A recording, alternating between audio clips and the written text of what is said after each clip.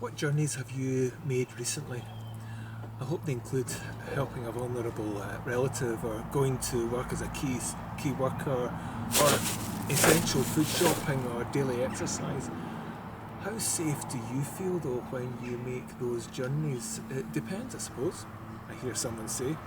In fact, there are some journeys that we don't make anymore, like going to Silverburn for clothes shops or eating out, even going to see family and friends is off limits. Instead, we have to opt for phone calls, video calls on WhatsApp or Zoom, and no need to hop on a bus or jump in a car or catch a train.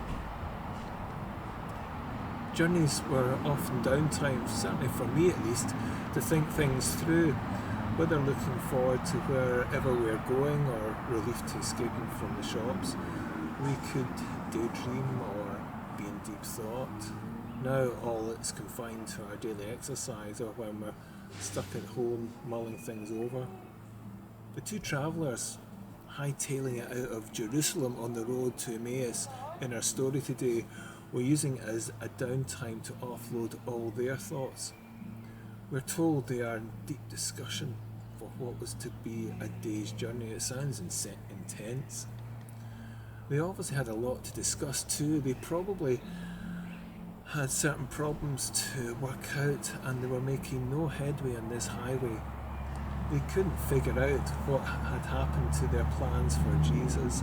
They had high hopes, but not now. However, the discussion changed when Jesus joined them on their journey and started to guide them through their blethers on this windy, bumpy B-road to Emmaus.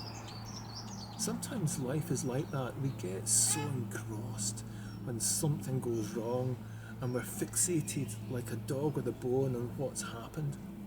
In our story, these two travellers they were making themselves scarce before they end up the same way as Jesus, being crucified on a cross and at the mercy of grave robbers. These travellers basically had a dead-end story in their heads that ends, but they didn't see Jesus. They only had part of the story, but now, unbeknown to them, they were part of a greater story.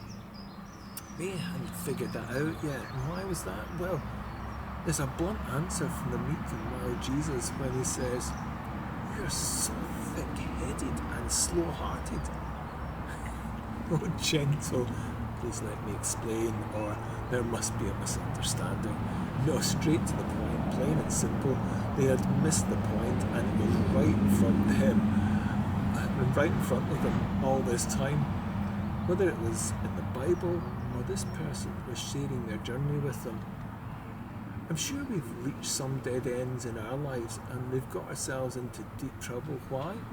Well, we may attribute to many reasons, but one big one, plain and simple. The lesson from this story is we thought we had all this God stuff sussed out.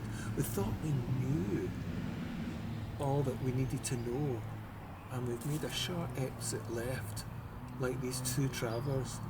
The tragedy is that they were missing out so much, but when they came to their senses, it was over a quality time at a sit-down meal when it all just clicked.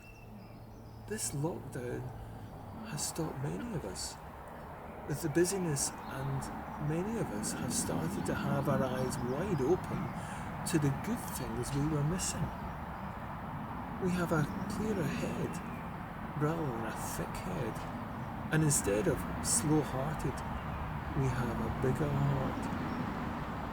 It could be time with the family in our homes, decent chat and banter online, breathing in cleaner air, stopping and listening to the sounds of birdsong, less noise, less pressure from routine. These are good things, and indeed they allow God to sneak into our lives and speak into our circumstances if we'd only allow. If we would only sit down and have quality time with Him. This change could go so much further.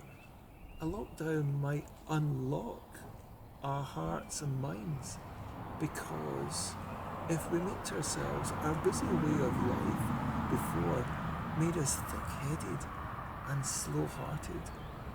Not my words, Jesus. What's amazing is what happens next. In our story, these travellers, they checked out of their B&B and ran all the way back to Jerusalem at night in less than half the time. Their lives had turned around. They had made a U-turn.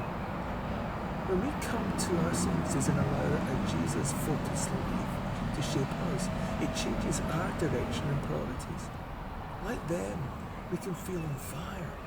Like them, we can have purpose, drive, and passion. If God is not on our side, or even at our side, it's time to make a U-turn. We are going in the wrong direction. In this unprecedented time, we need life travellers with clear minds and big hearts. Safe travels. Take care. Got my shopping, and I'm off into a cup of tea.